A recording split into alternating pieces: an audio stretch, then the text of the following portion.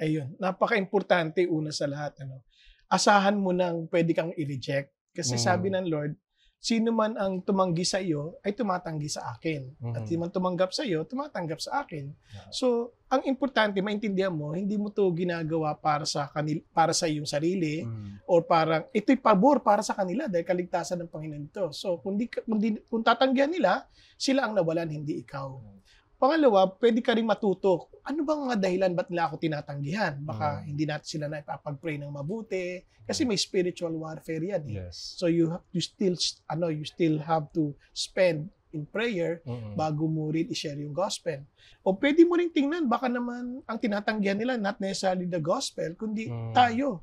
Kasi baka yung ating patotoo Oo. hindi masyadong matalas kung kaya't minsan nagiging blur yung message dahil sa yung action natin sobrang lakas Mhm, at yung ating sinasabi hindi na marinig. Kaya yun ang mga tingnan mong anggulo, no? mm. Kasi pwedeng may mga bagay ka dapat ayusin sa bagay na yun. Totoo.